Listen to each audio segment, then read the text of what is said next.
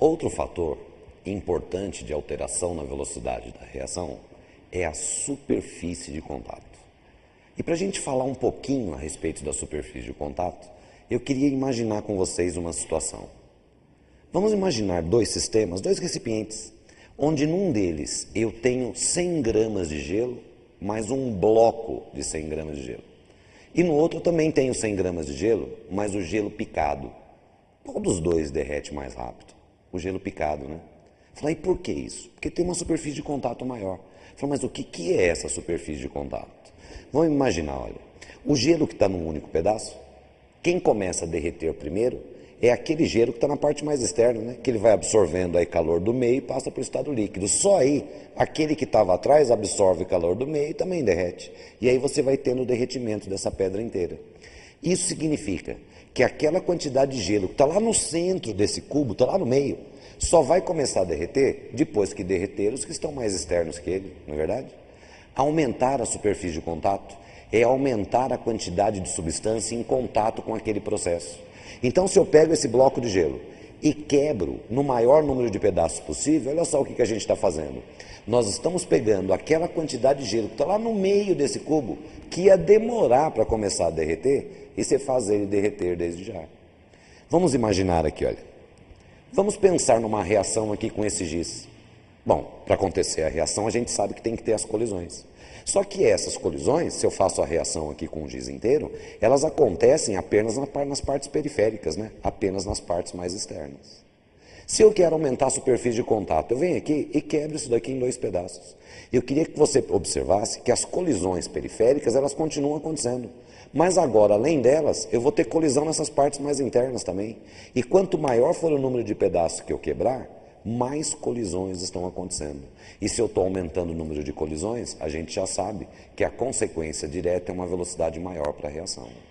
Eu estou falando aqui em sólido, mas eu tenho um exemplo que você com certeza já viu, já presenciou ou mesmo fez. Uma poça d'água, ela demora um certo tempo para secar, não é verdade? Se você pegar um rodo e espalhar essa água, ela não seca muito mais rápido. Fala, o que você está fazendo? Você está aumentando a superfície de contato. Quer dizer, você está pegando aquela quantidade de água que estava lá no fundo da poça, que ia demorar para começar a evaporar, e a hora que você espalhou, você está fazendo ela evaporar desde já. Medicamentos efervescentes, esse é um dos exemplos mais clássicos, né? Os medicamentos efervescentes, eles são comercializados em pó e em comprimido. A hora que você coloca em água, qual dos dois efervesce mais rápido? O pó, né? Por quê? Porque a superfície de contato é maior. Se a gente pensar numa balinha, você vai chupando essa bala, ela demora um certo tempo para acabar. Agora, se você mastigar essa bala, ela não acaba muito mais rápido. E o que você está fazendo mastigando? Triturando essa bala, quer dizer, aumentando ao máximo a superfície de contato, que, aliás, é a primeira coisa que nós temos que fazer direitinho para que a nossa digestão seja a melhor possível, né? Quanto melhor for a sua mastigação, mais triturado vai estar o alimento, maior é a superfície de contato dele, o que com certeza vai facilitar muito as reações que promovem a sua digestão. Falando em triturada, a próxima vez que você for ao mercado, veja os alimentos que são feitos à base de carne triturada. Bom, se a carne é triturada, a superfície de contato é muito alta, né? E se eu tenho grande superfície de contato, as reações acontecem com maior velocidade. É por isso que esse tipo de alimento tem um prazo de validade normalmente muito pequeno.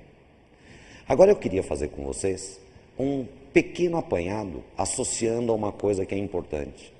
O mundo fala em produtividade, né? Fala, o que é produtividade? É produzir a maior quantidade possível no menor tempo.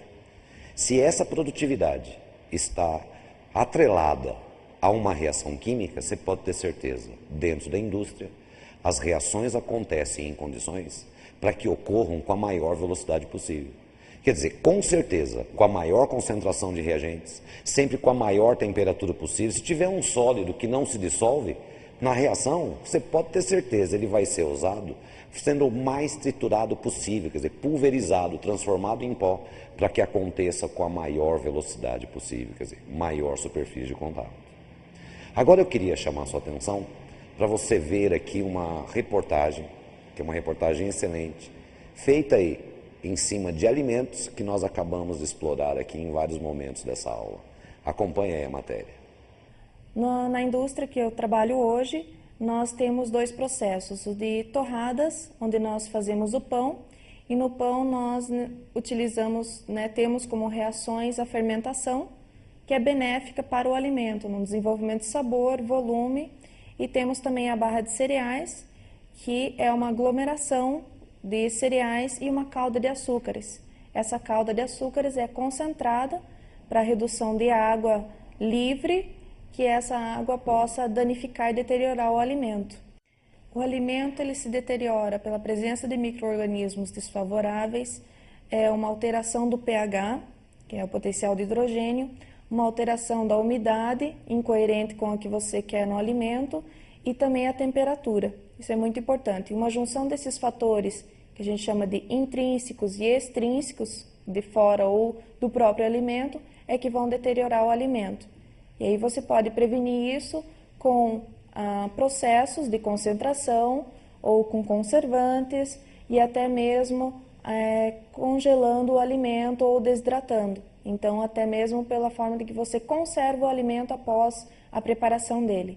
Aqui nós utilizamos a fermentação, onde os micro-organismos benéficos, que são selecionados, fazem a fermentação e acaba tendo uma competição e não deixa com que outros micro-organismos tenham acesso a esse alimento ou possam se proliferar nesse alimento. Nós utilizamos também a redução de água através da concentração de açúcares e utilizamos alimentos desidratados junto com esta concentração de açúcares, que vai dar um alimento com baixa atividade de água e também que possa ser guardado, facilitando numa temperatura ambiente e que tenha uma longa vida de prateleira. O contato com o ar ele é muito importante porque tem suspensas micro-organismos que possam estar se depositando no alimento e degradando o alimento. Então, dentro da indústria de alimentos, você deve controlar. Todas as entradas devem ser protegidas contra pragas e também fechadas e o ar controlado contra micro-organismos. Nós trabalhamos com a temperatura ambiente e essa deve ser controlada, No nosso processo ela não é tão crítica, mas nós temos um aumento de temperatura para atingir a concentração desejada e daí nós temos um resfriamento rápido para que não tenha... Quando o alimento passa por um longo período numa temperatura favorável de micro-organismos, existe um aumento da taxa microbiana que pode, se tiver algum micro-organismo maléfico à saúde, ele vai estar proliferando e fazendo mal à saúde do consumidor. Agora nós vamos ver uma questão do Enem de 1999, a questão número 13 de 1999. Que no material que o professor Marlos falou, que está à sua disposição aí no portal, ele está lá na sua página de número 9, questão 13, número 9. Vamos acompanhar aí a leitura. A deterioração de um alimento é resultado de transformações químicas que decorrem, na maioria dos casos, da interação do alimento com micro-organismos, ou ainda da interação com o oxigênio do ar, como é o caso da rancificação de gorduras. Para conservar por mais tempo um alimento, deve-se, portanto, procurar impedir ou retardar ao máximo a ocorrência dessas transformações.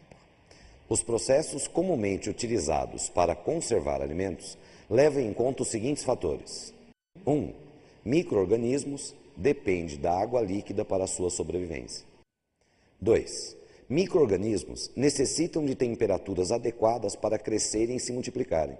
A multiplicação de micro-organismos, em geral, é mais rápida, entre 25 e 45 graus Celsius aproximadamente. 3.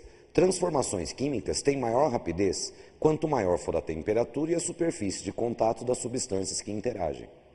4. Há substâncias que, acrescentadas ao alimento, dificultam a sobrevivência ou a multiplicação de micro-organismos. 5. No ar, há micro-organismos que, encontrando alimento, água líquida e temperaturas adequadas, crescem e se multiplicam. Em uma embalagem de leite longa-vida, lê-se: após aberto, é preciso guardá-lo em geladeira. Caso uma pessoa não siga tal instrução, principalmente no verão tropical, o leite se deteriorará rapidamente devido às razões relacionadas com... Ele fez para a gente 5 afirmações, onde todas elas são verdadeiras, todas elas são corretas. Só que ele está querendo que você relacione essas afirmações com a pergunta que ele está fazendo aqui. Ó. Ele está dizendo assim, após aberto é preciso guardá-lo em geladeira. Quer dizer, das afirmações que ele trouxe, qual vai fazer o leite estragar mais rápido se você deixar fora da geladeira? Na primeira afirmação ele diz assim, micro-organismos dependem de água líquida para a sua sobrevivência. Ué, mas você deixar o leite dentro ou fora da geladeira, você está alterando a quantidade de água que tem no leite? Não, né? Então não é por isso que ele vai estragar mais rápido. Na segunda afirmação ele diz assim, micro-organismos necessitam de temperaturas adequadas para crescerem e se multiplicarem. E acontece mais rápido na temperatura entre 25 e 45 graus. Você lembra que no enunciado ele estava dizendo que era um dia de verão tropical? Qual é a faixa de temperatura num dia do nosso verão? Fica aí, entre 25, 30, 35, num dia mais quente, aí em determinadas regiões chega até 40. Quer dizer, deixando fora da geladeira no verão tropical, você está dando as condições adequadas para esses organismos se multiplicarem. Então, tá, está correto. Em 3 ele diz assim, transformações químicas têm maior rapidez quanto maior for a temperatura e a sua superfície de contato. Quer dizer, perfeito, né? Está até complementando a afirmação anterior. Em 4 ele diz assim, há substâncias que acrescentadas ao alimento dificultam a sobrevivência ou a multiplicação desses micro-organismos. Aí a gente está pensando nesses aditivos de alimentos, né? Só que eu deixar dentro ou fora da geladeira, eu estou alterando a quantidade de aditivo caso ele tenha no alimento? Não, né? Aliás, no leite longa-vida não existem esses aditivos. E na quinta afirmação ele diz assim, no ar há micro-organismos que encontrando alimento, água líquida e temperaturas adequadas, crescem e se multiplicam. Você lembra que você abriu o leite? Quer dizer, os micro-organismos que estão presentes no ar vão entrar aí por essa abertura, vão entrar em contato com a água que está presente no leite. Você deixou fora da geladeira, tem a temperatura adequada para eles crescerem. Quer dizer, vai fazer o leite estragar mais rapidamente. Então, das afirmações que ele fez, a que se enquadra na situação que ele propôs, são as afirmações 2, 3 e 5. Por isso, a alternativa correta é a alternativa C.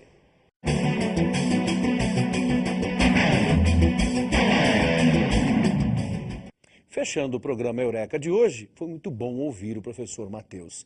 A boa dobradinha de Giba, que esteve recentemente no programa, e agora Matheus, contribui bastante para a química da vida. Na semana que vem, o desfile é da matemática e da gramática. A rima é simplista, mas ela é verdadeira demais na compreensão do que vocês verão no próximo programa, no próximo momento.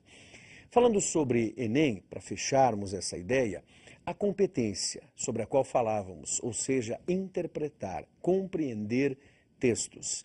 Muitas vezes o aluno vem até nós dizendo com toda a clareza possível, eu não entendi o enunciado e por conta disso não me saí bem, não consegui resolver a questão. Entender enunciados sempre é um problema que o estudante tem quando há ausência de vocabulário, e isso é muito comum, não só no Enem, mas fundamentalmente nos vestibulares. E por conta disso não se obedece à proposta, não se obedece ao comando que se dá. A compreensão de textos tem uma relação direta com a produção do texto, ou seja, compreender é interpretar, produzir é escrever. Como o Enem é composto por 63 questões e uma redação, e é claro, ambas contribuem para a média. Já que nós falamos tanto em ProUni, não se deve esquecer também que a média para ingresso no ProUni corresponde a um acerto de mais de 40 questões e, é claro, somada à média do bom texto, da boa redação. Por isso, precisamos estar bem atentos. Não falamos hoje, mas é claro, você tem acompanhado a nossa apostila. Então aqui vale a pena o registro para nós.